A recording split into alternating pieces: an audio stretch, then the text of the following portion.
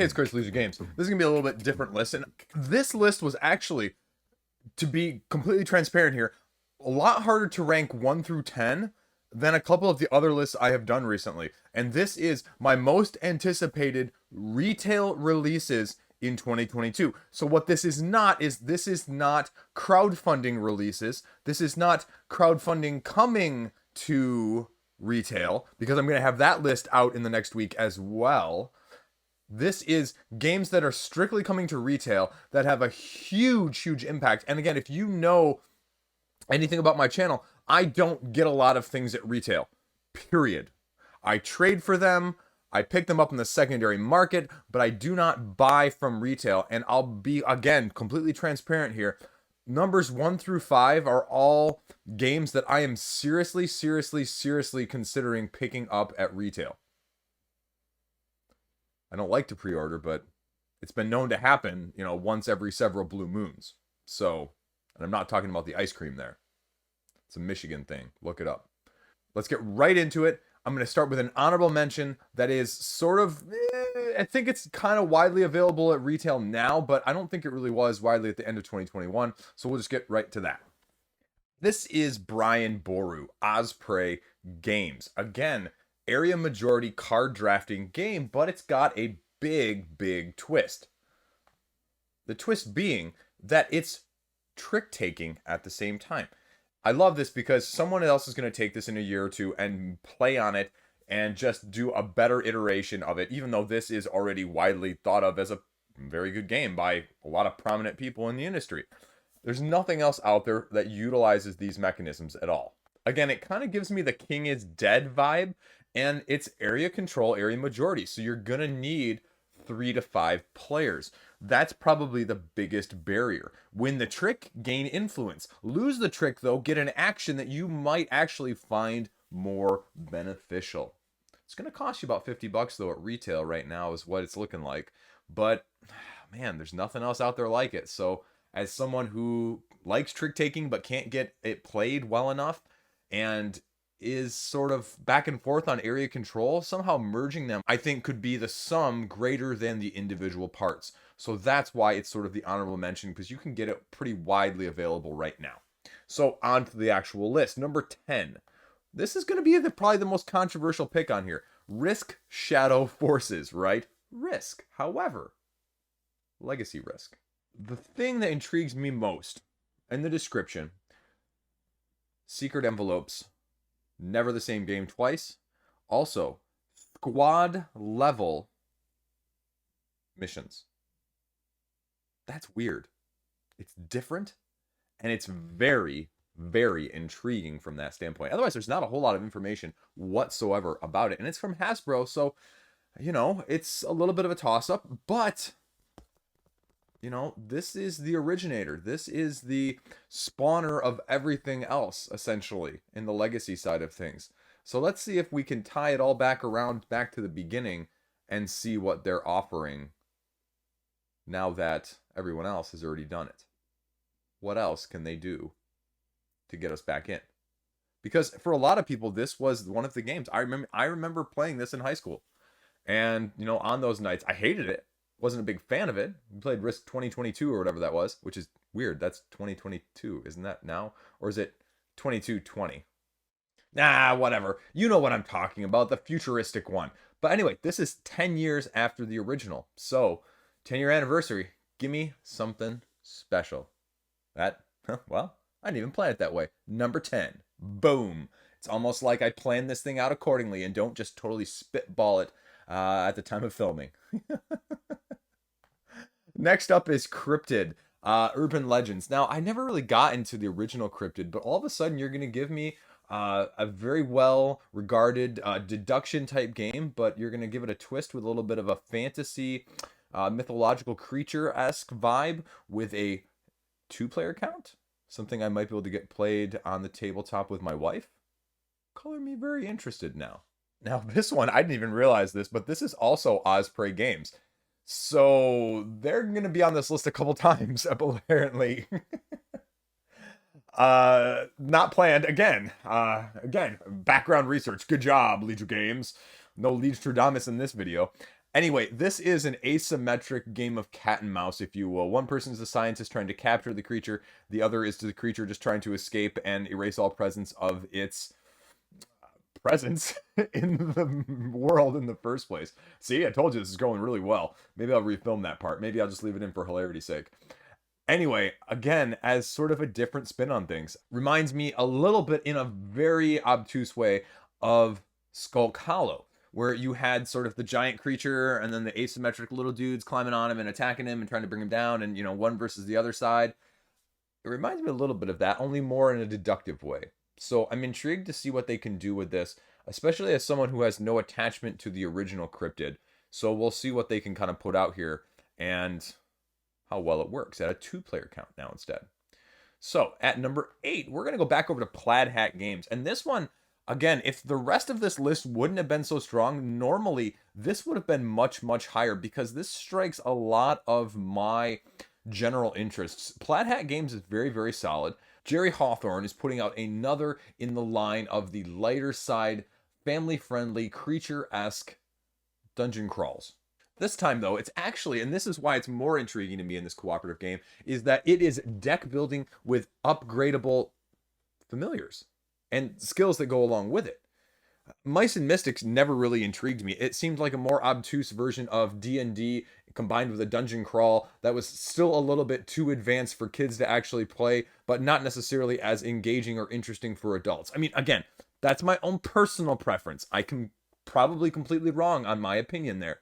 But this looks more like when I originally got into the hobby and heard about Mice and Mystics, what I would have wanted Mice and Mystics to be, which is why I'm so interested, because I love me some deck builder and I love me some cooperative, not only dungeon crawl, but just difficult challenges in that sense, with also perhaps, hopefully, an easier overhead to actually get to the table in that regard.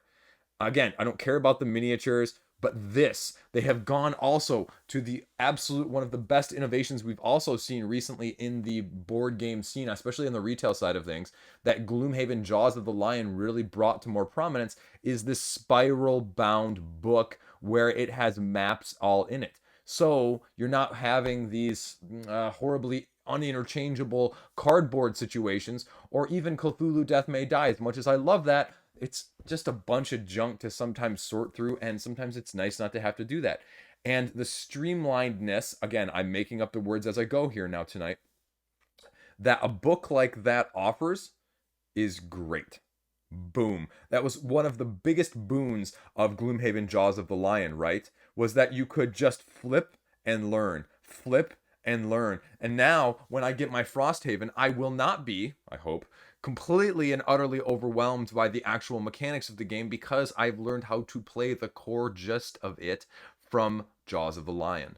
And I look at this as something similar, and as a cooperative, friendly, very low overhead next step or side step equal to my recently acquired Adventure Tactics, which I'm still trying to convince the almost 8-year-old to play with me now. So that is why it is at number 8.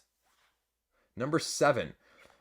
This was an IP that I was wondering if was ever going to get a second chance. The Jasco game from the very beginning of my board game hobby-esque dive that succeeded in spectacularly failing has now gotten a second chance, and that is Mega Man Adventures. It is pre-orderable on Blacklist Games' website right now, and the venerable Michael Kelly from One Stop Co-op Shop has design credit on it, and it's a 1-to-4 player cooperative game.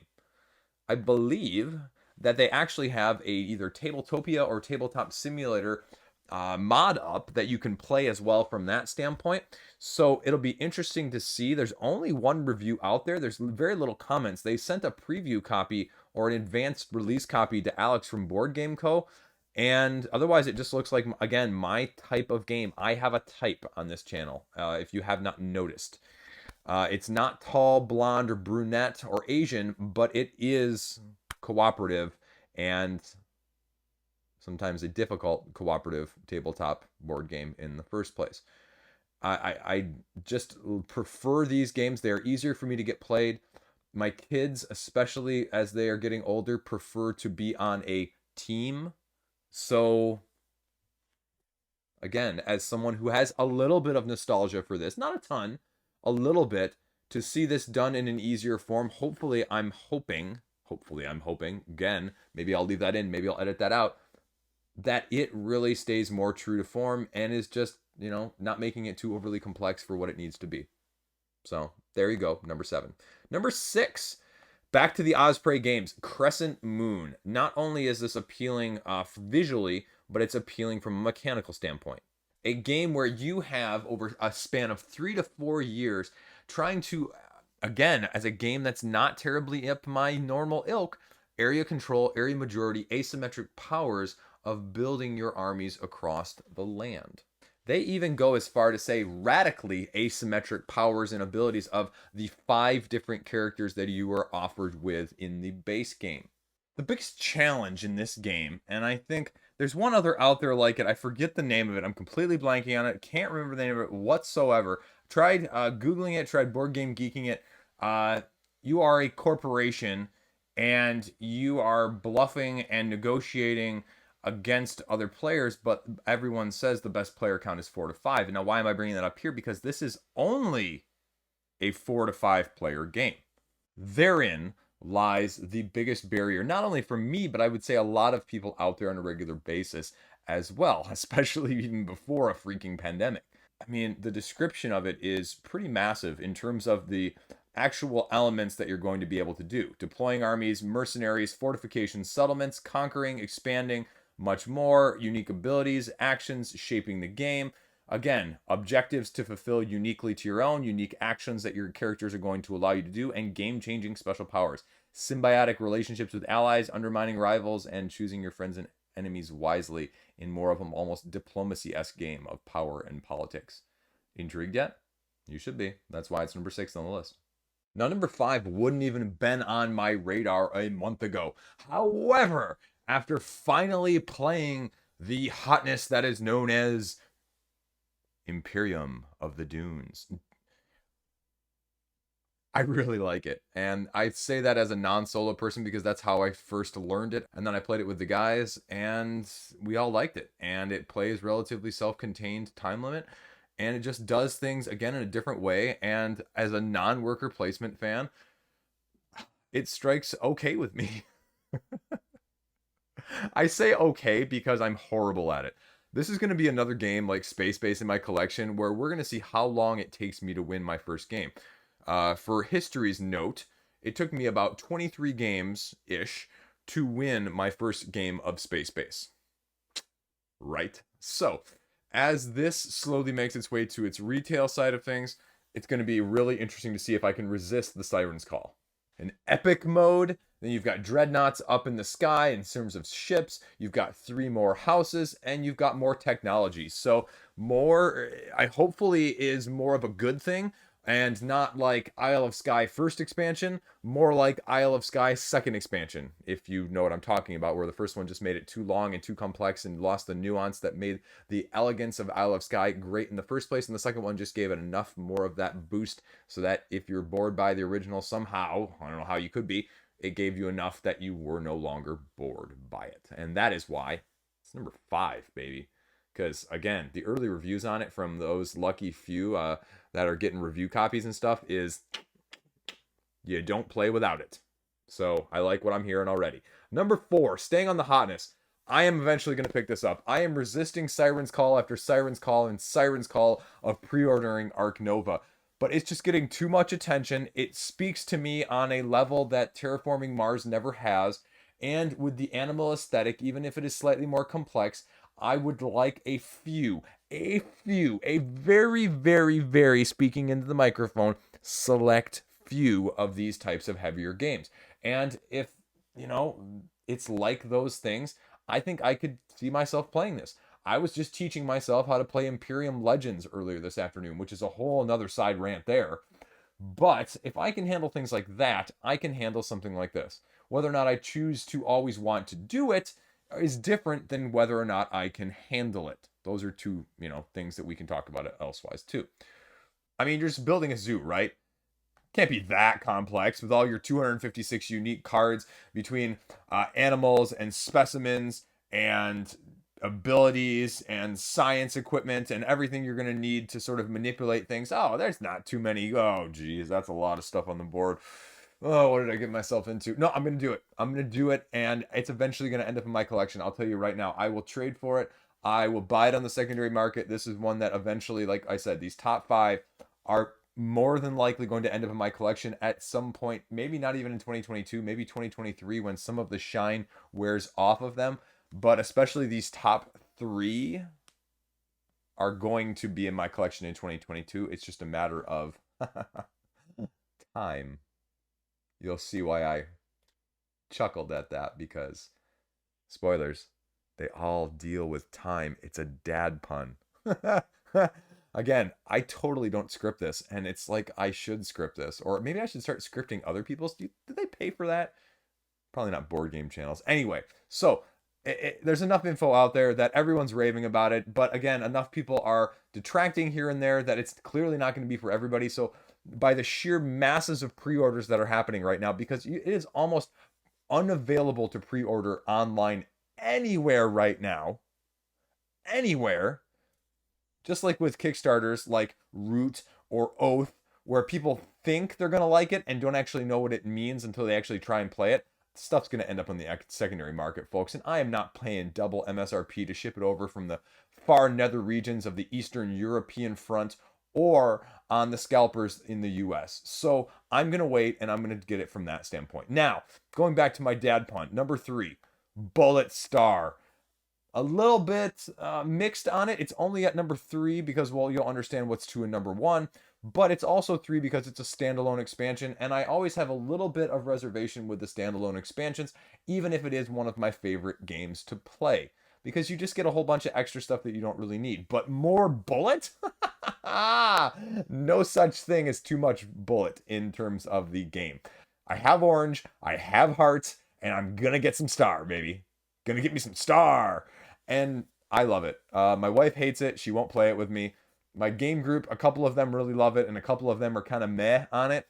I don't care. I don't freaking care. If I get to play this once or twice a year because I force other people to play it with me and I can enjoy myself, that's all that I really care about. If I had my way, this would probably be one of the most played games in my collection right now. But more star is just going to be awesome. And the only question is whether or not I'm going to pre-order it from level 99 or wait and get it at regular retail from level 99. Because I don't think, just like with Bullet Heart, there haven't been too many flipovers on the secondary market. People who are getting it are knowing what they're getting into. And the reason I said the time pun here is it's because it's a real-time game, in case you weren't familiar.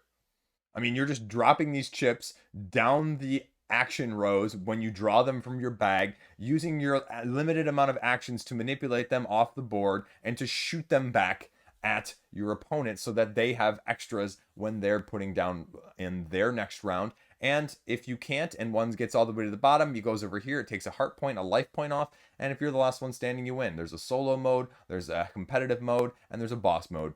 It's freaking fantastic. It is freaking fantastic. Holy hyperspace Kraken. So again, it's just a matter of time before it ends up in my collection more than anything else. Now, number 2. Number 2 is the only thing on this list that I have actually pre-ordered at this point, and that says how much I want this based on just the little that I know about it. I mean, I know enough about it, but yeah, we'll talk about it. That Time That You Killed Me. Again, a completely abstract title to go along with a completely abstract game. And I kind of wish I was wearing the shirt today, where I have the shirt where the DeLorean runs into the TARDIS. But that's essentially what this game is that you're time-traveling loopers trying to kill each other before the other person kills you and rewrites history in their name. And it's played over like a 3D chessboard, as you can see here. And you go back and forth. And again, secret freaking envelopes. I am super excited by this game. And it's an abstract. And not just in abstract and we deluxeified the heck out of it, but abstract as in, you know, it's like 20 or 30 bucks at retail and it's not going to cost you an arm or leg. And people are already talking about it at the very tail end of 2021 as one of their best games that they've played in 2021. And as an abstract lover, I love abstracts. this speaks to me on a most primitive, basic board gaming level, because it also involves time and looping, and that's just kind of cool theme as well, and we don't see enough of it, and it seems to be a little bit more of the trend right now, which is freaking awesome in and of itself. So I'm super pumped about that. Again, the reviews have been very positive. I can't wait to escalate through the 4 chapters that they say of differing difficulty and unlocking more content as you start to master the game. So hopefully my wife becomes as excited about it as I do. Now, what's number 1? What could possibly be number 1? The only other expansion on this list, Fauxzilla. The Loop. My top game of 2020. The only problem I have with this is apparently I reached out to Catch Up Games, the original publisher of this, when it was released over in Europe before Pandasaurus brought it over to North America. And I said, hey, are you guys doing your own spin on the English copy again and then like releasing a Pandasaurus different English version? And they said, no, it's all being done through Pandasaurus. And so unfortunately, my copy of The Loop with Dr. Foo, Foo, so you could have all the Foo Fighter puns. You know, I'm Gen X. Anyway, it's going to be Dr. Fo. So, you know, it's not going to match, but more. And going against a mecha Godzilla time looping creature with more heroes, more abilities, and more gameplay stuff that this game didn't need in the first place. Again, just making it that more amazing. It's freaking fantastic on top of everything else. And I mean, that's why it's number 1 on this list, folks. The French copies are already out, I think. There are people asking rules in the forum section from the French side of things.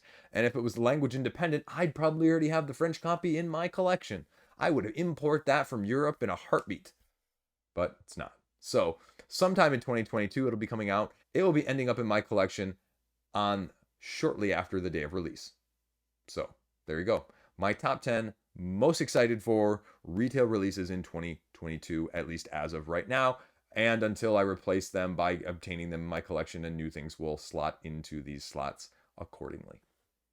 Obviously, retail is a different beast when it comes to what you're interested in, what you're willing to spend money on, and what your threshold is for buying free shipping, because that seems to be the rage. That's actually why I have That Time That You Killed Me pre-ordered, is because I ended up getting sort of a little discount group thing. I think the other game, I got 3 games.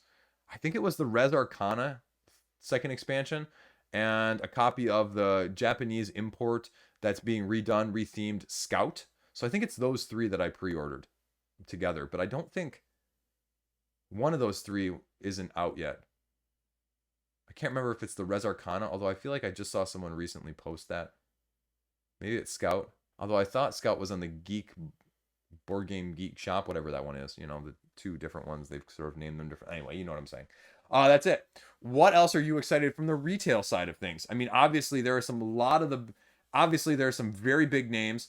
Obviously this list is very non-Euro centric, if you will, but I know a lot of those games are going to be, you know, getting that side of things.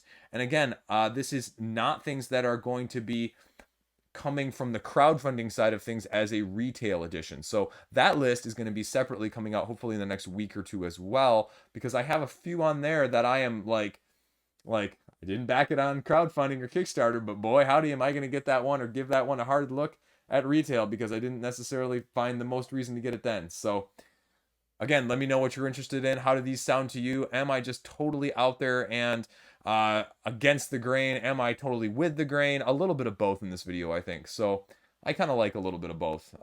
My thoughts on the popular stuff, as well as maybe bringing stuff to your eye that you haven't seen or heard before as well. So there you go. That's all I got. Have a great day. Stay classy. I'll see you around. I got to go do a thumbnail right now for another video, because I'm like, you know, super procrastination on thumbnails. Like, thumbnails are clearly the last thing that I do on almost every video, and it's like, even that's like the last thing I do before I go to bed. I'm like, oh geez, I've been putting that off for like 2 or 3 hours, and now I got to go do a thumbnail. Oh geez, how much is that gonna take? Oh, what do I need to do on this one? Gotta make it look halfway decent, the best that you can even do, because you're not very good at making them in the first place. Peace out. Have a good day.